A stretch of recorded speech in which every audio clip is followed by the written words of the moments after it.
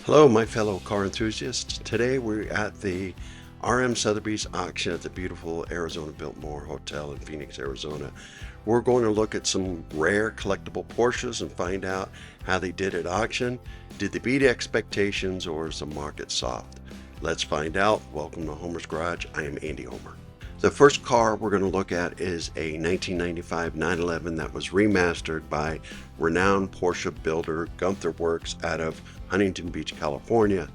This car started its life as a fourth generation 911, also known as a 993.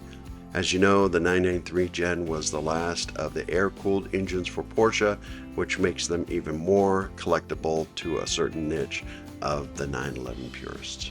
For those of you who are not familiar with Gunther Works, what they do is they take a 911, completely disassemble it, they retrofit the body with special carbon fiber components, they upgrade the suspension and the braking systems, and even take the naturally aspirated 3.6 liter flat six and send it to famed engine builder Roth Sports that increased it to 4 liters and fit it with special racing components that boosted the horsepower to 435 and the foot-pounds of torque to 312.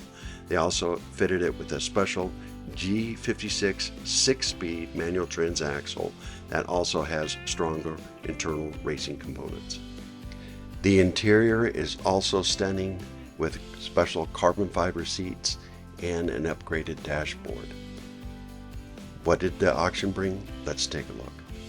This car was being sold with a reserve, an estimated value of $900,000 to $1.1 million. Unfortunately, the bidding stopped at $800,000 and the reserve was not met. Next up is a 1988 Porsche 911 Turbo flat nose. Inspired by the legendary 935 race car, this is one of only 145 1988 turbo factory-built flat noses for the North American market. It is a numbers matching car with only 5,310 miles on it. Besides the hideaway headlights, the flat nose also sports wide body fenders and louvered panels. The interior is finished in an iconic 80s special ordered red and black interior.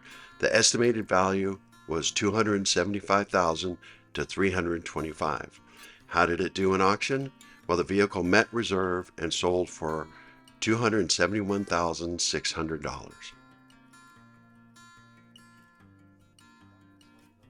Parked right next to the flat nose is another 1998 Porsche 911 930 Turbo 3.3 liter air-cooled engine.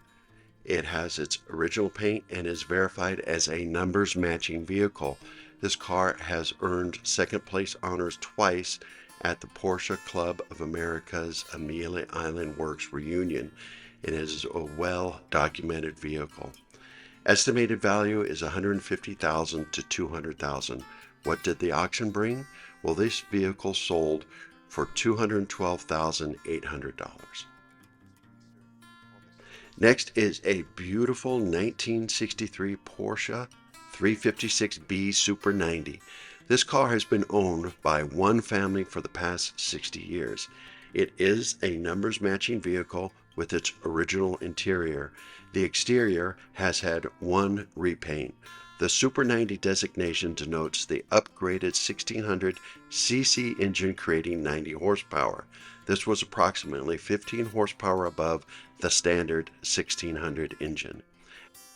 Estimated value was between $50,000 and $70,000. The vehicle sold for $79,520 USD.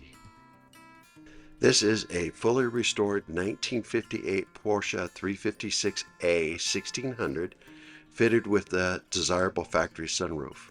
During its restoration, the interior was upgraded with Speedster style seats and Carrera GS GT style front and rear bumpers. It also has a later 741 type gearbox installed. It is a beautiful restoration with light gray over red interior, and it's being sold without reserve. The estimated value is $160,000 to $200,000. It sold for significantly less than its estimated value at $95,200. But the good news is the new buyer certainly got a hell of a deal. This is an award-winning, fully restored 1957 356A 1600 numbers matching super speedster. Porsche would send a limited number of 356 chassis to renowned German coach builder Reuters to have a lightweight body fitted, including a smaller, removable windshield and side curtains in replace of door windows.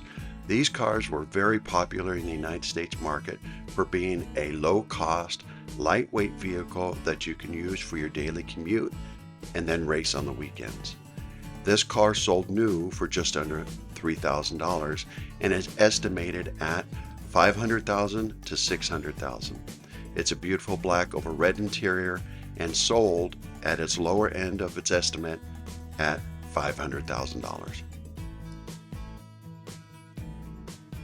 Let's jump over to another speedster. This is a one-year-only production 1989 911 Speedster that was brought into production to honor the 356 Speedsters that we just looked at.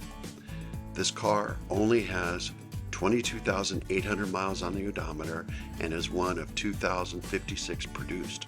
The estimated value was between $200,000 and $250,000.